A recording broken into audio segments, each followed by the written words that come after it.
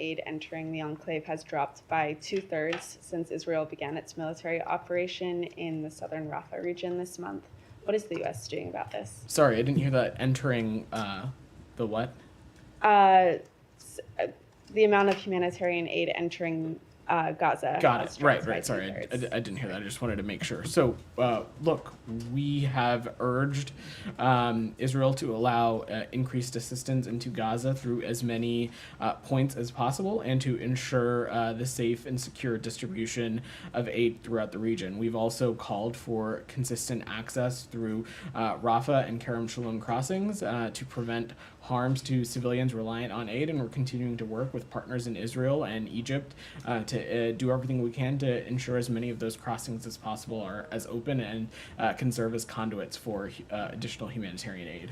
And then just one more on Gaza, if I may. Yeah. Stacey Gilbert, a State Department employee of more than 20 years, said she resigned after the administration released the NSM report this month, which she said was wrong. She said a draft of the report had said clearly that Israel was blocking humanitarian assistance, but that subject matter experts were removed and it was edited at a higher level before being published with the conclusion that Israel was not blocking assistance.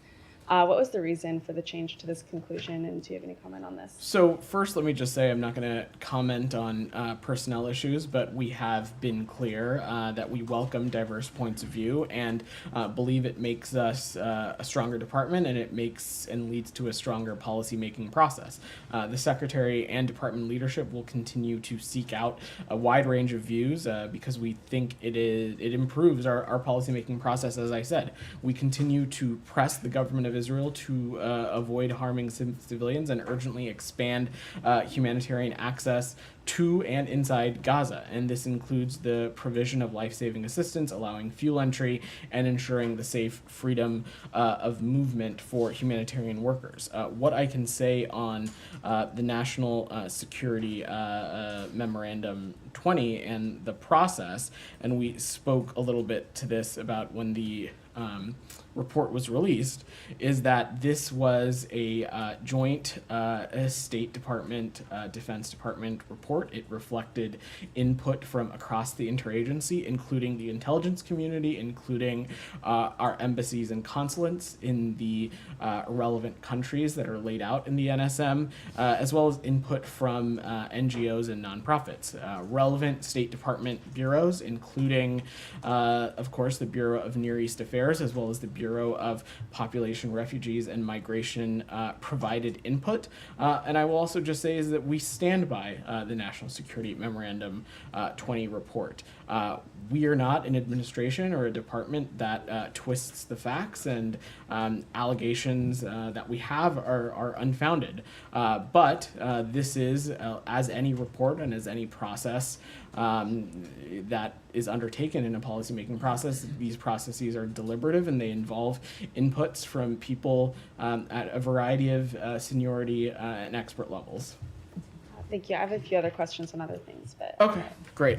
Shannon, go ahead. Further on the assistance to Gaza, with the DoD's temporary pier out of commission, has the U.S. engaged with Israel to try to get some of that assistance that's presumably sitting in Cyprus to come in through the port of Ashdod and then land routes? We're looking at what other options might be available. So first, let me just say the pier part of the overall broader maritime corridor has proven to be crucial in delivering supplies, and we expect that the repair and the re-anchoring of this pier to happen as swiftly as possible. I know my colleagues at the Department of Defense are working around the clock, as is others across the interagency, to get that to happen.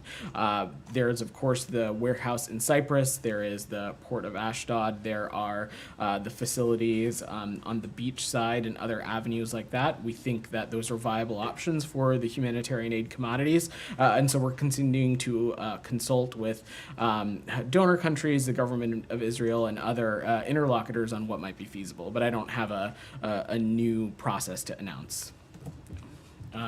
Leon, is that you had your hand up? Yeah, I was just hesitant. You said the part of this pier has been crucial to distribute aid to Gaza, but in fact, since it started, it's been having a series of issues and problems Leon, since it started, more than 100 metric tons of aid has been transported from the pier to a staging area where UN humanitarian groups distribute it to Palestinians. Of course, we want these repairs and the re-anchoring to happen as swiftly as possible, but it has been an important piece of our overall humanitarian aid efforts, and I know that across the interagency we are working around the clock to rectify the challenges that were found due to some inclement weather. But we are doing everything we can to continue to open this process back up. We think it's been vital, but as I was mentioning to Shannon, there are some other components of this overall corridor, including the warehouse in Cyprus, Ashdod port, other setups that we think are viable options for these commodities, and we'll continue to work on that process. Sure. Thank you. Go ahead. Vedant. But the United Nations has said that aid has dropped by 67%. That's a lot of aid. I mean, since the operation in Rafa began. Doesn't that tell you that these, I'm sorry to call it this way, but band-aid kind of solutions, like the pier and so on, they have no long-term effect. They're subject to all kinds of weather or, mishaps or whatever it is. And the only way are really the, land crossings. Isn't that the case now? Isn't that the proof? As I said when answering Leon's question, when the pier was anchored and functioning, it allowed the provision of 1,000 metric tons of humanitarian aid. Also, I was pretty clear up here, as has Matt, as has Secretary Blinken, when we were talking about the JLOTS process and it being established, that this administration is one in which we are pursuing an all-of-the-above approach when it comes to humanitarian aid. At no point since the onset of this conflict have we tried to make the case that a maritime corridor or a pier establishment of a pier system was meant to replace or supersede land route crossings, and that's why we continue to work around the clock to make sure that those land crossings are open as swiftly as possible as well. Right. I mean, you guys said time and again that it's not an alternative to land crossing. Correct. But that continues to be the case. Why not?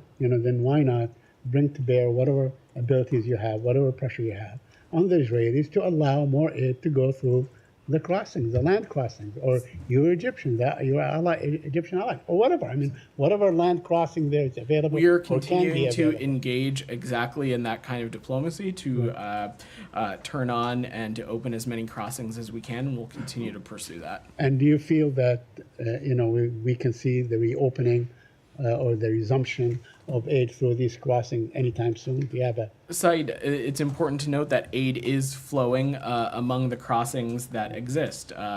On May 29th, a total of 325 trucks crossed into Gaza. Certainly, I'm not indicating that that is enough or enough to alleviate the dire situation in Gaza, but aid is flowing, and we are continuing to work around the clock with partners in Egypt and Israel to do what we can to make sure other vital crossings are open and can open as swiftly as possible. Simultaneously, we're doing everything we can to repair and retrofit this pier and make sure that it can be re-anchored as swiftly as possible as well. And I'm sure my colleagues at the Department of Defense can speak to you a little bit more precisely about that process. Now, there is a CNN New York Times investigation that determined that the weapons used in Rafah were American weapons, the GPU-39, whatever. Do you have any comment on that?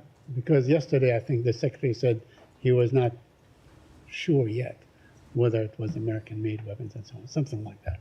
So what is your position today? So I'm going to let the IDF speak to their investigation, including what pieces. I'm asking you about, is this a U.S. weapon, as far as you know? Again, it is not for us to speak to. We can't speak to individual weapons loadouts to Israeli aircraft. So I will let the IDF speak to their investigation findings and indicate, including anything that they have to share about what weapons were used. I just don't have an assessment for you that. And lastly, does it bother you guys when former officials, high-profile officials, like the former U.S.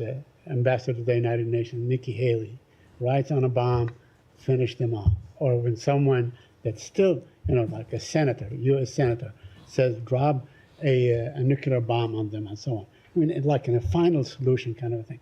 Does that really bother you? Do you feel disgust? Do you feel that, maybe you ought to issue a statement? If somebody said this about any other group of people and so on, I think you would probably be disgusted. You would say, this is terrible. This is awful. What is your position on what they say? Said, Ambassador Haley is a private citizen, and what understand. we're focused on is the diplomacy and the task at hand. Right. We're focused on doing everything we can to get this conflict to end, to secure a ceasefire that is coupled with the release of hostages, a ceasefire that can be coupled with an additional influx of humanitarian aid, one that ensures Palestinians in Gaza are protected, have their humanitarian needs met, a ceasefire that will help identify a vision for the post-conflict of Gaza, a Gaza that can no longer be a springboard of terrorism, and a Gaza where Palestinians and in a separate state, Israelis can live with equal measures of security and prosperity. That's what we're focused on. Can I just follow up on Saeed's point?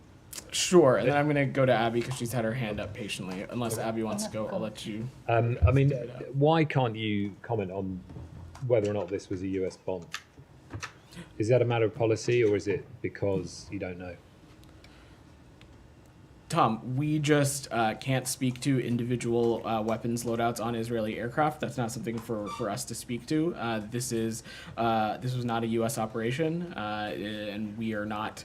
We don't have boots on the ground as it relates to this conflict. And I will let the IDF speak to their investigations and their findings. Yep. Broadly, of course, the United States has a broad and robust security relationship with the government of Israel. That is certainly no secret. But when it comes to speaking as it relates to individual operations, we're just not going to do that from the U.S. government. And I defer you to our partners in Israel to speak to that. I mean, it matters though. You're a spokesman for the U.S. government. If this was a U.S. weapon, as has been widely reported, and all the publicly available images are suggesting, there's obviously a locus of interest for you and potential responsibility given the catastrophic deaths and the way that people were killed in this incident after an Israeli airstrike. So I'm just trying to understand why. I mean, have you looked at the pictures? Do you have? Tom, it's important. Let's not conflate multiple things here.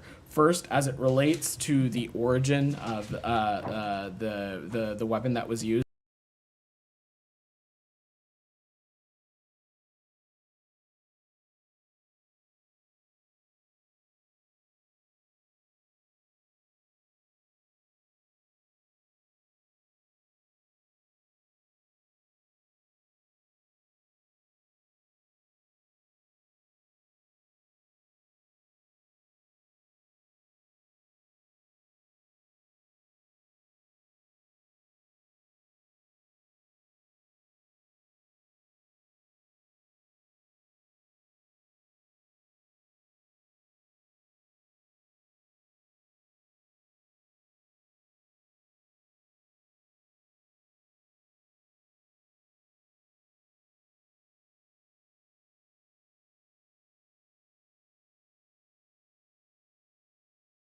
Its operations. That is true. That is our belief, regardless of whatever the weapon of origin is, and that is something that our Israeli partners can speak to in their own I investigation. think my question is just more about whether you know the origin of this weapon and you can't and won't talk about it, or whether you don't know.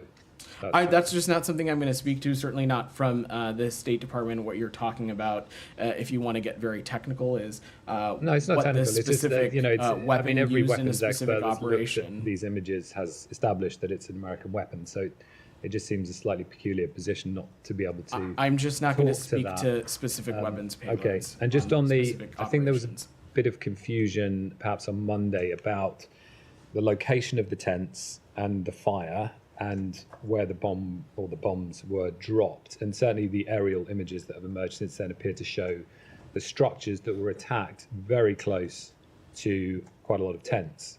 The Palestinian journalist that took the photos of the tail fin and the electronics board of the weapon says that a child told him he found the electronics board in his tent, which would suggest a close proximity of the tent to the strike. So have you got any further 3 days on now about proximity? We don't unfortunately have any additional information, Tom. That's something we're continuing to engage with our partners in Israel. We have been told by the Israelis that it is conducting an investigation. We want to see that happen thoroughly, swiftly, and transparently. As I said, looking into these kinds of things and making these kinds of assessments are critical to ensuring that the IDF avoids similar tragedies in the future. Abby. Sorry. Thank you. The Secretary said yesterday that in light of the horrific consequences for their actions within Rafa, they have to consider whether the incremental gains made against Hamas are worth those unintended consequences.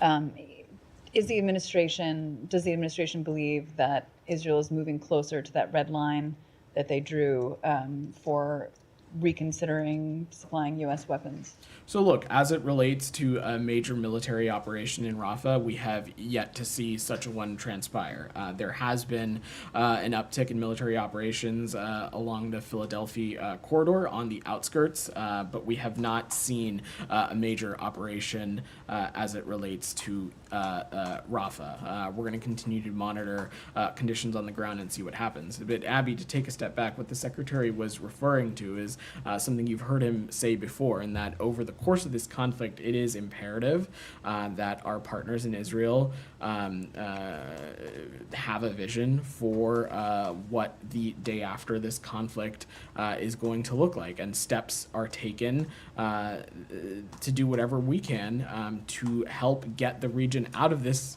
endless cycle of violence. That is in line with what the Secretary laid out in Tokyo last December, when we're talking about some of the key tenets of our vision for this region, a Gaza that can no longer be a springboard for terrorism against the Israeli people, a Gaza that is reunited under the Palestinian Authority with the West Bank, and we're looking for a real plan for progress for the Palestinian people, one that will bring the equal measures of dignity and justice for Israelis and Palestinians alike. To put it more candidly, a military operation here we have never felt is enough. We of course support and encourage every effort to defeat Hamas, but without some plans for some broader or greater diplomacy, we will continue to find ourselves in this endless cycle of violence. Can I follow up? I have one more. Sure. Oh, go ahead. No, go ahead. Better. Why don't I you just go had ahead? one more related question. Yeah. Can you confirm some of these reports that U.S. and Israel and Egypt will be meeting next week to discuss opening the Rafa crossing and securing the border between Egypt and Gaza? And what does the U.S. hope to see as far as who would be administering the Gaza side of the border? Well, Abby, I'm not going to speak to specific reports and diplomatic conversations. What I can say is that we are engaged in this work around the clock. We have been working tirelessly with our partners in Egypt and partners in Israel to do what we can to get the Rafah border crossing open. I'm not going to preview or hypothesize on logistically or technically what that can look like. We will let this process play out. Rabia. Thank you, Vedant. On the wording you use on Rafa, you say it's not a major operation. But I mean, 54 people have been killed in Gaza over the past 24 hours. Nearly 1 million people have already fled Rafa over the past 3 weeks as Israeli strikes continue. We have seen Israeli tanks in Rafa, although you deny. Are these acceptable for you? I mean, is there a line, where is the line, the limit for you to say, okay, this is enough and this cannot continue anymore? I'm just not going to preview or try to pinpoint a hypothetical like that, Rabia. The truth of the facts on the ground is that we have yet to see a major military operation into Rafah. As I said, we have seen an uptick in military operations at the border in the Philadelphia corridor and in the outskirts, but we have not seen a major operation into Gaza. Into Rafah, I'm sorry. We will continue to monitor conditions, and we will continue to see what happens. What would be a major operation? I mean, what would... again, we have been clear about what this isn't, which is not a major military operation. I'm not going to categorize it into one box or another. This is obviously a very dynamic and fluid situation. We're going to continue to consult with our partners in Israel and engage on these issues. Just a quick follow-up on yeah. Tom and Said's Yeah. question regarding the CNN analysis on U.S. weapons. I mean, this analysis was based on open source information, like footage. Why isn't the State Department able to make a similar assessment based on, instead of relying on the IDF investigation? We're just not going to speak to individual weapons loadouts on particular aircraft. That's not something we're going to get into from here, and I will leave it to the IDF to speak to anything that they want to share as it relates to their findings in an investigation that they have underway. Go ahead. Just based on your answer, you haven't seen a major military operation, and you oppose a ground military operation in Rafah. You support Israel in going after Hamas. You're saying Hamas is embedded within the civilian population. Obviously, this is how the Israeli can go after Hamas, and these consequences would look like what we have seen during the weekend. So, just can you say on the record that you support what's taking place now without calling it a major military operation or a target military operation? Just can you give us an answer whether you support what's happening and what's taking place the way it's taking place now in Rafah? We support efforts to defeat Hamas, and we have supported those efforts since October 7th. Of course, at every measure, we have continued to stress the moral and strategic imperative to make sure that these military operations are conducted in a way that minimize civilian casualties. Obviously, just based on the imagery, the events of this past weekend failed to meet that mark. That being said, we do continue to support efforts to take out Hamas terrorists, which our partners in the IDF indicated that they did over the course of the operation this past weekend. So again, we support efforts to take out Hamas. We, of course, also will continue to stress that they need to be conducted in ways that do not impede humanitarian aid access, that do not put undue risk at civilians, Palestinian civilians within Gaza. One more question, if I may. Regarding the tension, nobody can deny that there's a tension growing between the Israeli and the Egyptians. Now we have a delegation, the White House is sending a delegation. To what extent the State Department, this department, is engaged in at least avoiding this escalation? So one of the first things that we talked about in the immediate aftermath of the horrific October 7th terrorist attacks was a necessity to ensure that all regional parties had a responsibility to make sure that this conflict didn't spread and that tensions didn't rise unnecessarily. As it relates to the Rafa border crossing and the engagements that are ongoing between our partners in Egypt and our partners in Israel, we'll continue to play a role in that conversation as we want to continue to see progress made in opening that crossing. We think that it is an important conduit for the overall humanitarian aid situation into Gaza, but I don't have anything to preview beyond that. Thank you. Willie, go ahead. Yep. She's called for a peace summit. Do you guys have any reaction to that? Not really. Look, the United States has a clear vision here on what we think that needs to happen. We have not been ambiguous about it is necessary for a ceasefire, one that is coupled with the release of hostages and one that is coupled with additional humanitarian assistance. Time and time again, we have seen Hamas move the goalposts or walk away from legitimate deals that have been on the table. But we also know that this is something that we're going to continue to work at. It's one of the things that the Secretary himself is committed to. It's why he has engaged so directly on this with multiple trips to the region. I will also note that beyond just a ceasefire and the cessation of this immediate conflict in Gaza, you've heard me say this before, it is crucial that we also talk about the kind of diplomacy and the kind of steps that are necessary to get the region out of this endless cycle of violence, one that is, as you've heard me say before, will stop Gaza from being a launching pad for terrorism against the Israeli people, one not under the leadership of Hamas, a terrorist group. And so those are the kinds of things that we'll continue to work on. But, we're 8 months on now. These efforts clearly they're not going anywhere at the moment. I mean, why not, be open to kind of fresh ideas? If any country is interested in thinking that they can play a productive role, they certainly are welcome to. But let's not forget or lose sight of the fact that this conflict could have ended yesterday if Hamas were to just stop hiding behind civilians, put down its arms, and leave Gaza. And we have yet to see that happen. Leave Gaza? You want them to leave Gaza? They are Gazans. Most of these people that are fighting. We're talking about. Where do you want them to go? We're talking about Who would take them? We're talking about a terrorist group, Saeed. Who would take them? DR, go ahead. Anything else on the Middle East before I go ahead. Go ahead. I don't think your question's on the Middle East, Jenny. I'll come back to you, I promise. Go ahead. That's okay. I think I've been doing this long enough to know.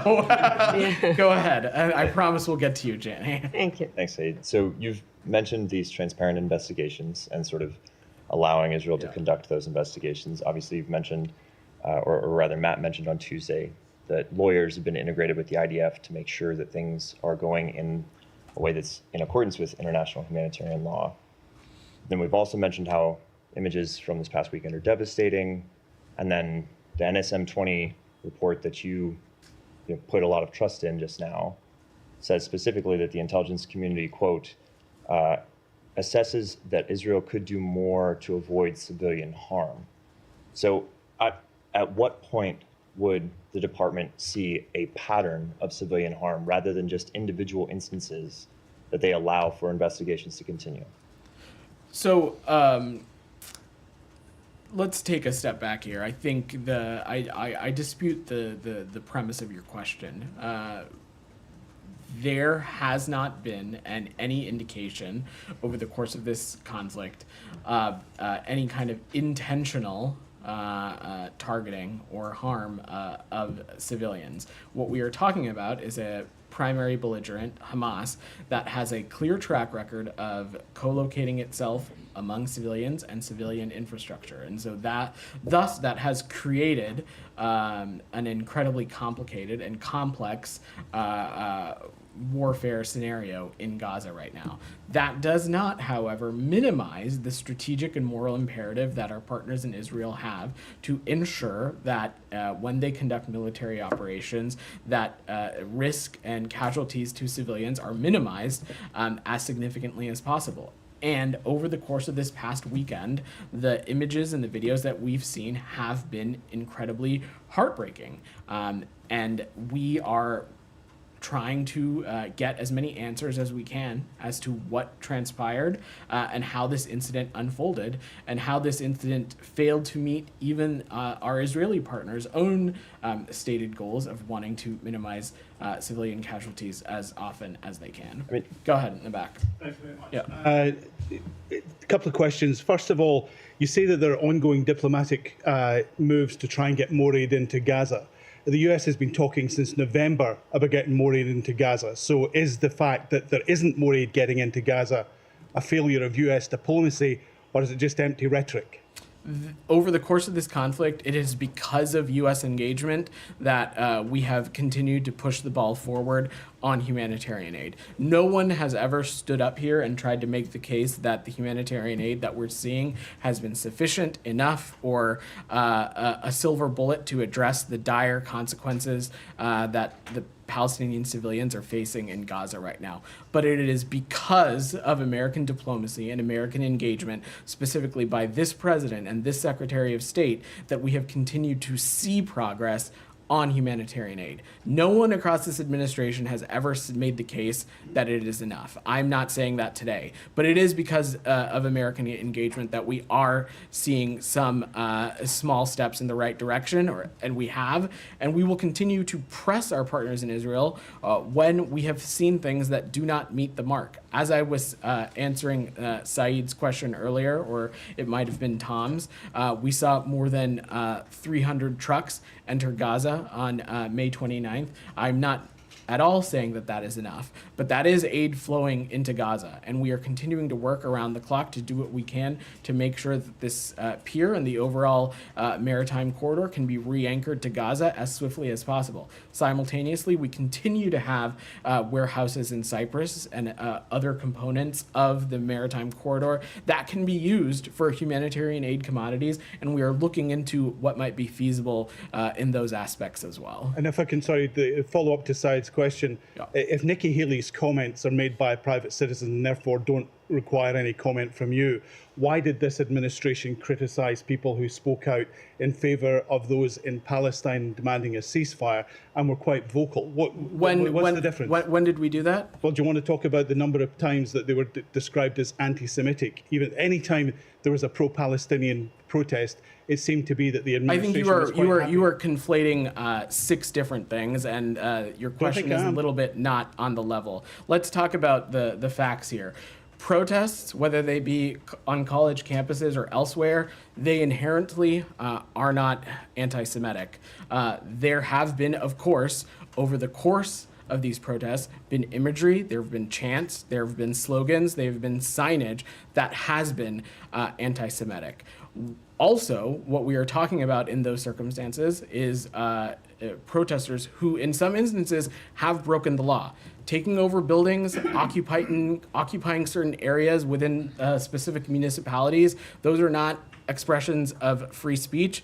That is illegal in some places. So these are two different things, and I really don't appreciate you conflating. Well, one more point on this. The fact is, you have said that a lot of the things said by the likes of Nikki Haley and others are simply rhetoric. Yet when you call for the destruction and annihilation of people, that's against international law. Why is that not being condemned from the platform? That is not the kind of rhetoric that we certainly support from this administration, and it's not ones that we've been using. But Ambassador Haley is a private citizen. She doesn't speak for the United States. It's against she doesn't speak law. for the United States. She doesn't speak for this administration. Go ahead. Thanks, Saeed. I'm sorry. Thanks, Vedant. Sorry. Saeed can come up here if you like. If you guys want a daily press briefing from Saeed, I think I'm okay. How much of the Indo-Pacific priorities have been affected by the wars in Ukraine and Gaza? Security analysts say leaving Taiwan, Japan, and the Philippines to deal with China's gray zone tactics may lead to failed deterrence. Do you agree with that assessment? We don't at all. Let me just be very clear about this. We have not taken our eye off the ball when it comes to our efforts and our focus on the Indo-Pacific and the Asia region broadly. Let's not forget that in the past year alone, you have seen this president convene a historic trilateral summit at Camp David between Japan and the Republic of Korea. You saw him hold a historic summit in Woodside, California, with the President of the People's Republic of China. Secretary Blinken himself, in the past 12 months, has been to China twice, as have other members of this administration. You saw this administration hold a historic trilateral summit between our Japanese partners and our partners in the Philippines. So when it comes to our commitment to a free and open Indo-Pacific, we continue to put points on the board, and that's something we're going to remain focused on. And now a perfect segue to Jani. Well, two more. Thank you so much. I'll come back to you. Go ahead. Thank you so much about the North Korean balloons about North Korea. That's distributed about 260 garbage balloons across South Korea. They are also attacking GPS radio waves and have launched about 10 ballistic missiles into the East Sea. What can you say about North Korea continuing its provocation in the various ways? We continue to call on the DPRK to refrain from provocative actions and a return to diplomacy. We condemn the DPRK's May 29th ballistic missile launch, and these launches, like other ballistic missiles, are in violation of multiple UN Security Council resolutions. They pose a threat to regional and international peace and security, and undermine the global and security, the global non-proliferation regime. We'll continue to consult closely with the Republic of Korea, Japan, and other allies and partners on how to best engage with the DPRK. How does the United States view China's failure to play its role despite North Korea's continued provocations? Well, you've heard me say this before, Jenny. We continue to believe that there are countries who have a relationship with the DPRK and have influence with the DPRK that have a responsibility to rein in and influence some of the malign and bad behavior that we are seeing, especially a country like the People's Republic of China, which sits on the UN Security Council, when we're talking about launches that are in violation of certain UN Security Council resolutions. It's, of course, incredibly concerning. Michelle. Yeah, two questions, Vedant. Sorry. On the same topic, too. Go ahead. You condemned the ballistic missile launch, but you didn't say anything about the balloons with the fecal matter in them. Do you have any comment on that? Nick, any kind of aerial object, certainly, we would find destabilizing and provocative, and we continue to consult closely with the Republic of Korea and Japan against these kinds of malign and destabilizing behaviors. Yeah, Michelle. Two questions. One, do you have any reaction to Russia Foreign Minister's statement that Russia will react to the deployment of any U.S. missiles in the Indo-Pacific region?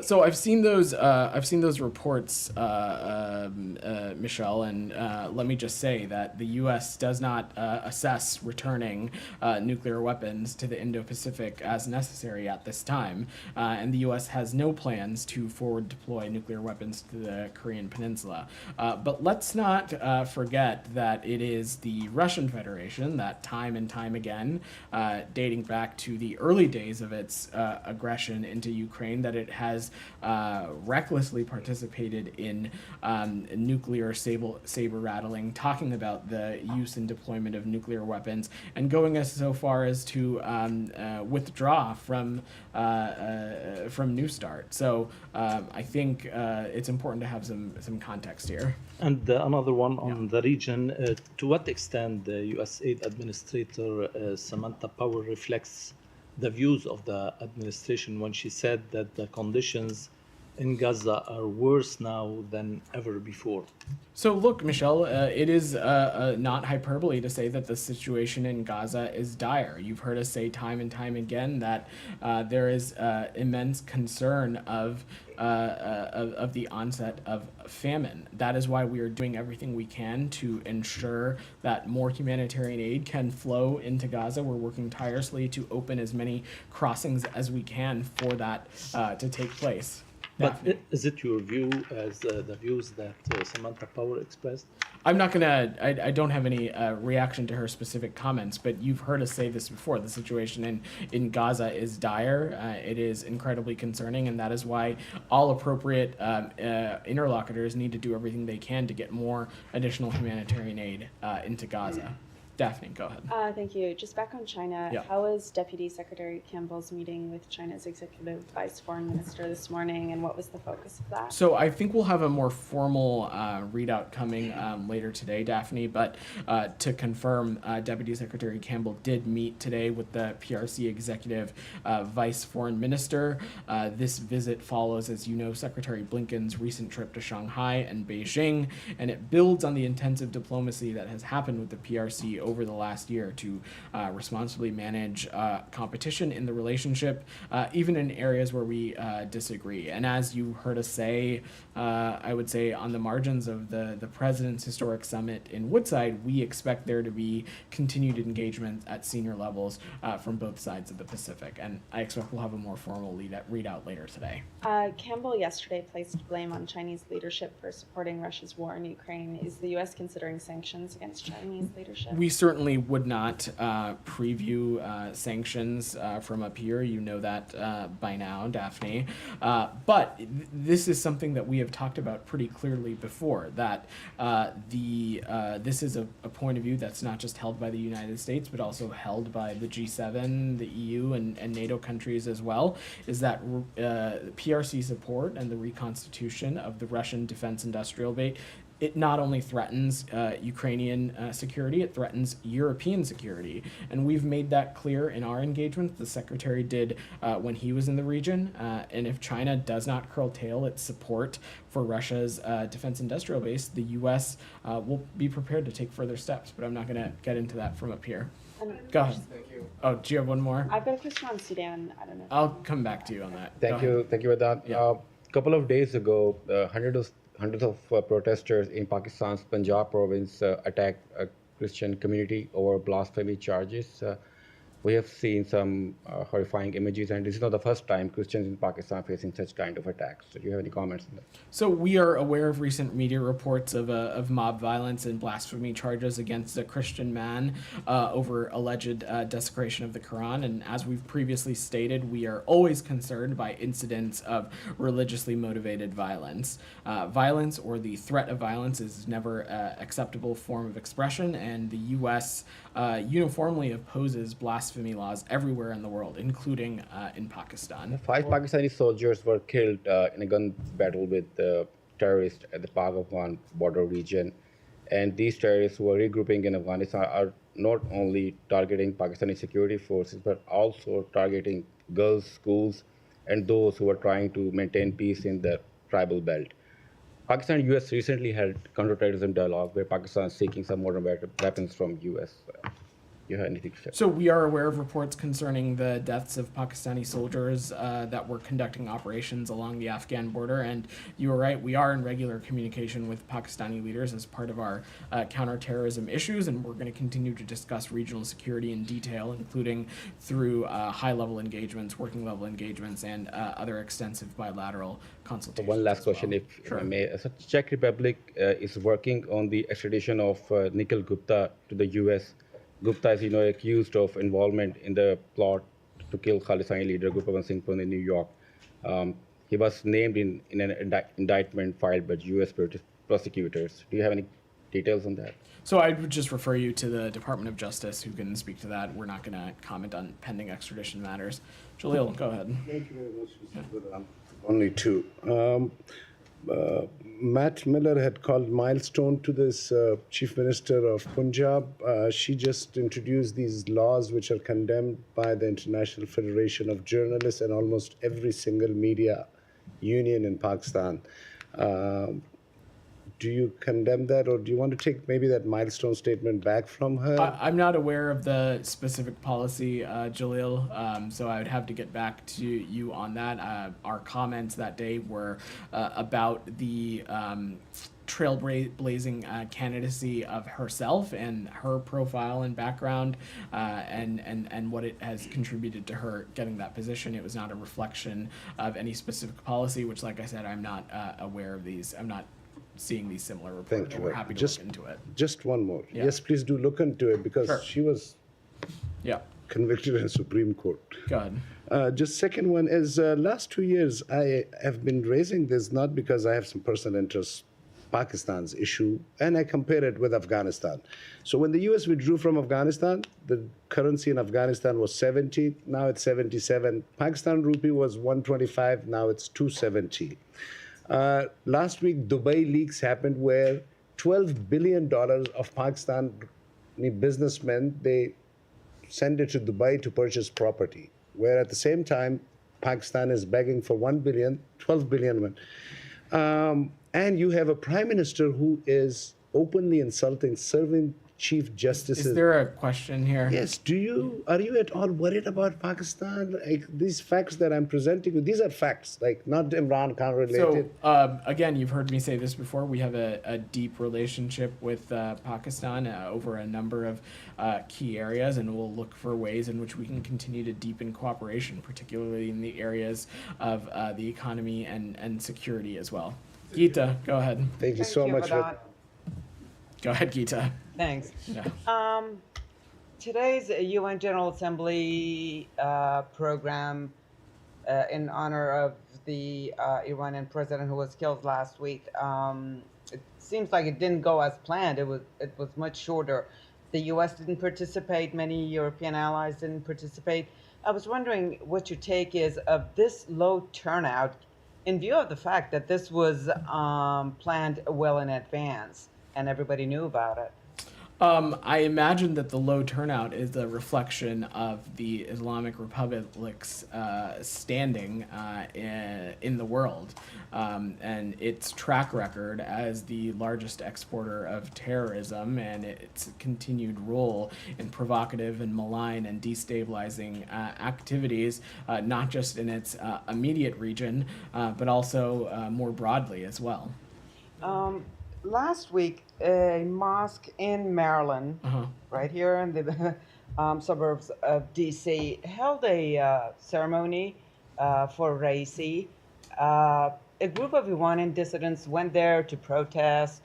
An Iranian individual who is clearly a supporter of the Islamic Republic, showed a throat cut gesture to the organizer of that protest. Was wondering, now the individual who was threatened has taken this to court. The court is going to be dealing with it, but I was wondering if you have any comments on that. So I think it goes without saying that threatening anybody on U.S. soil is intolerable and something that we have taken very seriously throughout this administration. And we will continue to work across the government to respond to any threats on U.S. soil. Representatives of authoritarian regimes cannot openly threaten or attack citizens without facing consequences. And citizens and civil society groups here in the United States are protected in their rights of expression and their rights of free speech without facing any consequences. Nick, go ahead. Haiti. Anything else on Iran? Yeah, go ahead, Abby. Germany and other EU countries have been pushing for the larger EU to designate the IRGC as a terrorist organization. What is the U.S. position on this? Are you urging your European partners to take this step? Well, let me just say unequivocally that the IRGC is a menace to the world. We absolutely support efforts to designate the IRGC a terrorist organization, and we support those efforts worldwide. As you know, this is something that the United States has done already, designating the IRGC, and it is a terrible purveyor of terrorism that we believe affects the entire world. One more. Sure. It's been 18 months since a resolution was passed at the IAEA against Iran for their failure to comply with their investigation into their undeclared nuclear sites. Given the rapid development of their program since then, is the U.S. in support of pursuing another resolution against Iran for their failure to comply? And if not, why not? We're continuing to remain tightly coordinated on this with our E3 partners. No decisions have been taken with respects to any particular upcoming Board of Governors meetings, but I will just say is that we, the United States, are actively increasing pressure on Iran through a combination of sanctions, deterrence, and international isolation. We'll continue to pursue those lines of efforts also. DR, go ahead, and then Nick, I'll come to you and we can try and wrap up. Two questions, one on the KRG and the other one on Rojava. As you were closely engaged with the Kurdish political parties and also with the KRG about the election, recently the Iraqi High Commission, Electoral Commission requested the Kurdistan Region President to reschedule the election to September 5th.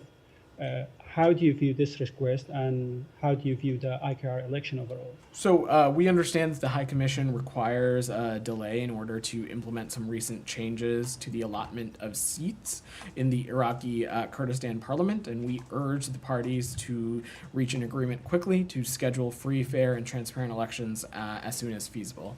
And secondly, the incursion on election, but this time on Rojava. The Autonomous Administration of Northeast Syria, Rojava, they are going to have an election on June 11th.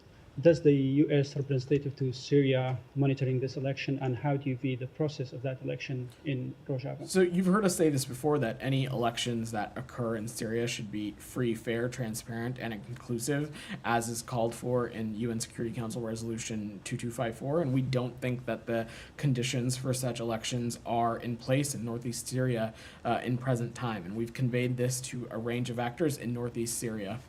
Nick, go ahead. Yeah. Haiti, can you confirm reports that U.S. officials had negotiated with gang leaders in Haiti for the recovery of the 2 U.S. missionaries' bodies who were killed? And then also, do you know if those bodies have been repatriated? What I can say, Nick, is that those bodies have been repatriated. They are in the United States now. I'm not going to get into the deliberations beyond that. I will just echo what you heard the department say over the weekend, which is that we extend our deepest condolences to the families of these 2 American citizens.